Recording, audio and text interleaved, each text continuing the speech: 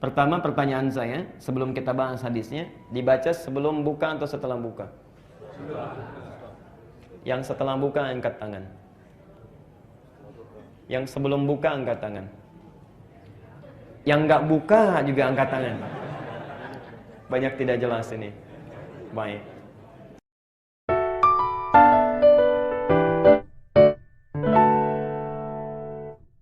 Abu Dawud nomor hadis 2357. Antum saat berpuasa selesai di waktu maghrib kan berdoa ya? Apa doanya? Ya? Dhahaba dhama'u, kemudian wabtallatil araqu wa thabatal ajru.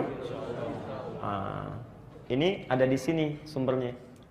Di hadis yang Anda bacakan, doa yang barusan Anda bacakan itu sahih ya, ala syartis syahihain ya. Jadi sudah sesuai dengan syarat Al-Bukhari dan Muslim, walaupun tercantum di Abu Daud, tapi syaratnya sesuai dengan syarat Al-Bukhari dan Muslim. Itu di Abu Daud nomor hadis 2357. Saya tuliskan doanya ya, dari Ibnu Umar. Karena Rasulullah sallallahu alaihi wasallam idza aftara, adalah kebiasaan, perhatikan, adalah kebiasaan. Ya, cara menerjemahkannya. Jadi Nabi terbiasa. Kalau Anda ingin baca doa yang lain banyak terbentang, tapi kebiasaan Nabi yang ini. Ya. Karena Rasulullah SAW adalah kebiasaan Rasulullah SAW idza aftara, bila beliau akan buka, ya, beliau berdoa, dhahabadh dhama'u. Saat beliau buka, beliau berdoa, dhahabadh dhama'u. Kemudian wabtallatil uruq. Wabtallatil uruq.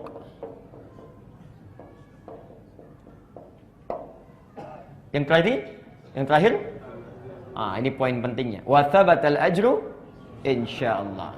Saya naikkan ke atas saja supaya lebih jelas karena ini pembahasan pentingnya. Wa thabatal ajru.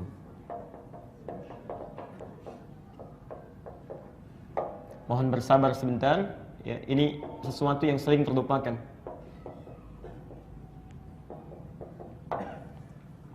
Perhatikan sini. Dhahaba dhama, umumnya diterjemahkan telah hilang rasa haus itu. Wabtallatil araqa, dan basah tenggorokan.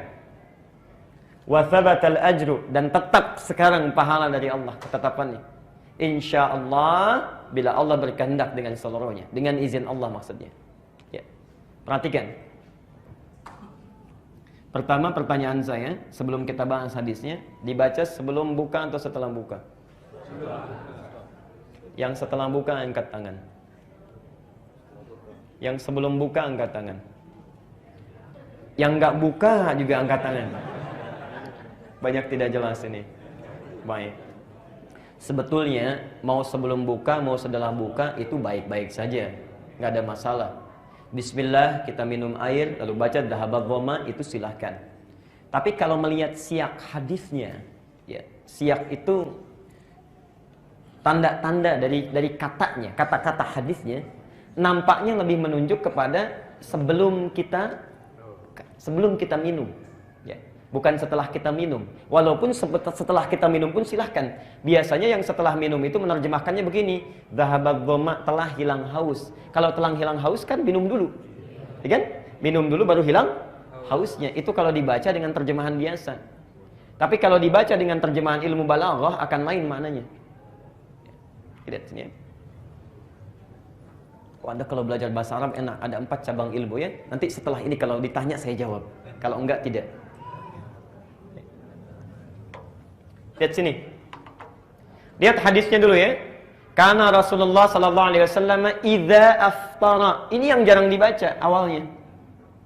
Idza aftara. Apabila beliau berbuka. Di dalam rumus bahasa Arab kalau ada kata idza bersambung dengan past tense bentuknya, ya, itu maknanya present, akan. Maknanya akan. Contoh, idza jaa nasrullah, apabila akan tiba pertolongan Allah. Diterjemahkan telah datang pertolongan Allah. Saat itu datang belum? Belum, karena yang dimaksud adalah Fathu Makkah. Saat itu belum terjadi. Maksudnya akan datang, tapi pasti. Jadi kalau ada idza bersambung dengan fi'il madhi namanya. Fi'il madhi itu maknanya mudhari, akan. Ya, jelas sampai sini?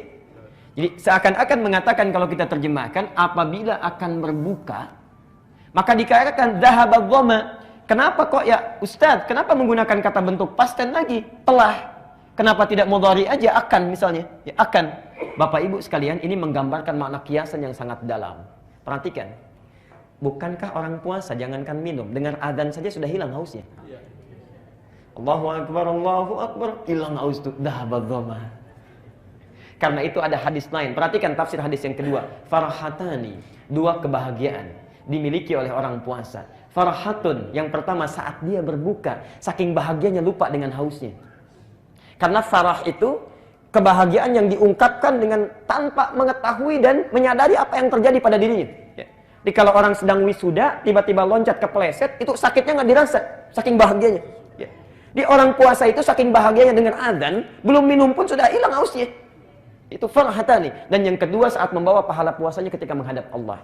Kalau dari sisi pendekatan bahasa nampaknya lebih tepat ya, sebelum kita minum itu kita berdoa dulu ya. Baru kemudian kita minum ya, bismillah, dhahabadh dhama wabtalatil uruq wa thabatal ajru insyaallah. Itu pendekatan, tapi tidak juga dipersalahkan kalau ingin kita baca setelah minum. Yang tidak tepat nggak baca doa. Ya. Dan akan basah tenggorokan itu poinnya bukan di sini. Poinnya adalah, perhatikan, ini. Wathabatal ajru, dan sekarang ditetapkan pahalanya. Insyaallah, dengan kehendak Allah. Perhatikan. Al-ajru tidak tersebut di dalam Quran. Termasuk dalam kalimat bahasa Arab kecuali menunjuk dua makna. Kecuali menunjuk dua makna. Satu, sesuatu yang langsung diberikan. Langsung diberikan. Anda kalau nanti haji atau umrah ya, di Saudi atau di negara Timur Tengah lainnya, ada taksi, itu di atasnya tulisan ujrah. Ya. Kalau Anda selesai mesti bayar. Bayar kontan, ya. Ujrah dari kata ajrun, ya. Cash, ya. Langsung. Ujrah dari kata ajrun. Ada yang kedua sifatnya, ditangguhkan nanti, nggak sekarang.